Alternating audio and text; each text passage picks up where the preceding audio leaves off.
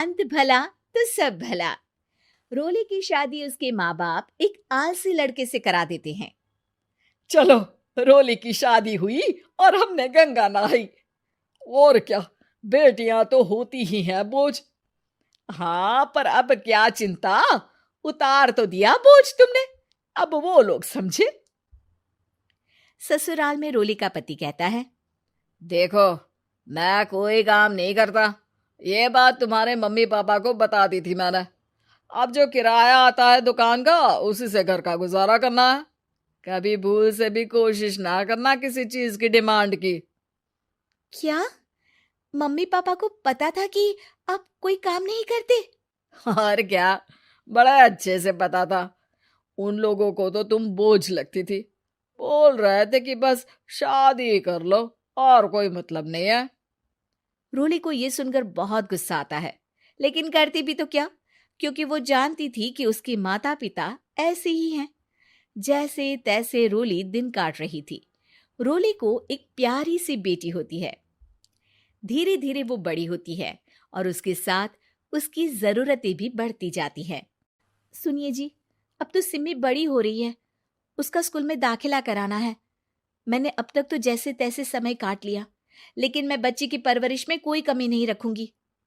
अरे क्या है यार, अब तो लगता है कोई ना कोई काम ढूंढना ही पड़ेगा। अब पति रोज काम की तलाश में जाता और बिना किसी काम के वापस आ जाता। रोली समझ जाती है कि पति के अंदर अब काम करने की क्षमता नहीं है। वो बेटी को उच्च शिक्षा देने के लिए कुछ करना चाहती थी, लेकिन करती तो क्या करती। एक दिन रोली की सहेली कहती है, रोली, मेरी कोई औलाद नहीं है। अगर तू मेरी औलाद को जन्म दे तो मैं तुझे तेरे मुंह मांगे पैसे दूंगी। अरे, तेरी औलाद को मैं कैसे जन्म दे सकती हूँ? सरोगेसी से। बच्चा मेरा और वैभव का ही होगा, लेकिन कोख तेरी होगी। ये संभव है रोली। रोली कुछ सोचकर कहती है, मुझे मंजूर है, लेकिन मैं इसका 2 लाख रुपया लूंगी। अरे कोई बात नहीं, मुझे मंजूर है।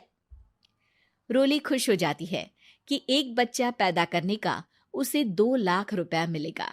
वो घर आकर पति को बताती है, वो भी खुश हो जाता है। अब क्या था, डॉक्टर के पास जाकर सहेली का बच्चा रोली की कोख में पलने लगता है। मुझे 20,000 चाहिए मेरे बेटी के एडमिशन के लिए। हाँ हाँ ठीक है, मैं उसके एडमिशन से लेकर सारे खर्चे उसके अकाउंट में डाल रही हूँ। रोली की बेटी का एडमिशन हो जाता है। रोली को लगता है कि वो अब सब कुछ ठीक कर देगी। दिन और महीने आगे बढ़ते हैं। अब एक दिन, एक बात कहूँ जी, काश इस बच्चे को मैं रख पाती। मैं अब इससे काफी जुड़ गई हूँ। अरे यार, पता नहीं किसका बच्चा है, अपने पास है ना अपनी मुन्नी। हाँ, लेकिन अब मैं भी इस बच्चे से जुड़ाव फील करने लगी हूँ। लेकिन मैं ये जानती हूँ कि ये मेरा बच्चा नहीं है। दोनों की जिंदगी ठीक चल रही थी, लेकिन कहते ना कि सुख का पल ज्यादा लंबा नहीं होता। एक दिन रोली की सहेली का फोन आता है। रोली, मुझे अब ये बच्चा नहीं चाहिए, मैं अपने पति को छोड़ रही हूँ। अरे लेकिन मुझे पैसों की जरूरत है, बच्चा तुम्हारा है, मैं क्या करूंगी? सहेली बिना कुछ बोले फोन काट देती है, फोन स्विच ऑफ कर देती है। लेकिन रोली के जीवन का तूफान यहीं नहीं रुकता। रोली, मैं इतना भार नहीं उठा सकता। आज पढ़ाई का पैसा मांग रही हो, कल को शादी, कॉलेज और पता नहीं क्या क्या। मैं तुम्हें छोड़ रहा हूँ, अपनी बच्ची उठाओ और निकलो इस घर से। अरे पर मैं कर तो रही हूं ना बच्चे के लिए काम, आप आराम से रहिए ना। क्या काम कर रही हो, देख रहा हूं मैं।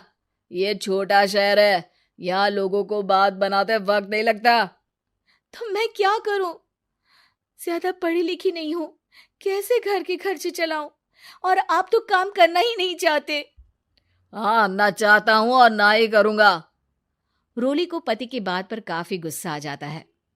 ठीक है, अगर मेरे जीवन में संघर्ष ही लिखा है तो वही सही। इस वक्त पति होने के नाते आपको मेरा साथ देना चाहिए था, लेकिन नहीं, आपने तो इस हाल में मुझे घर से बाहर निकालने की बात कह डाली। देखो, ये सारी फालतू की बातों के लिए वक्त नहीं है मेरे पास। रोली, जिसकी कोख में किसी और का बच्चा था और साथ छोटी सी बेटी, पति का घर छोड़कर रास्ते पर आ जाती है। रोली के पास मायके के सिवा दूसरा कोई रास्ता नहीं होता। अरे रोली कैसी है? कितने दिनों के लिए आई है? हमेशा के लिए माँ। वो माँ को सारी बात बता देती है। ओए लड़की, इतनी हिम्मत का काम कर लिया।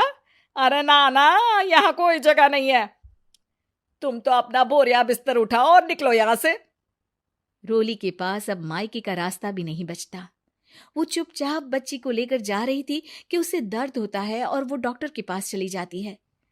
और फिर वहां वो एक प्यारे से बेटे को जन्म देती है।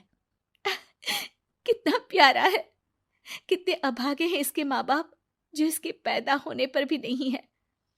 तभी वहां डॉक्टर आ जाती है। रोली, बच्चे के पिता तुमसे मिलना चाहते हैं। आपका बहुत बहुत शुक्रिया। मैं इस बच्चे को पालूंगा, भले ही इसकी माँ ने इसे छोड़ दिया हो, पर मैं अपनी जिम्मेदारी निभाऊंगा। तो क्या आप मुझे इसके पैदा करने के लिए जिन पैसों की बात हुई थी वो भी देंगे? हाँ, और साथ ही आप चाहें तो मेरे घर में रहकर मेरे बच्चे की देखभाल भी कर सकती हैं। मैं उसके लिए आपको सैलरी दे दिया करूंगा। रोली को लगता है कि जैसे भगवान ने उसके लिए सुकून का रास्ता खोल दिया। वो अब मुकेश के साथ उसके घर चली जाती है, जहां रहकर वो उस बच्चे की देखरेख करती है।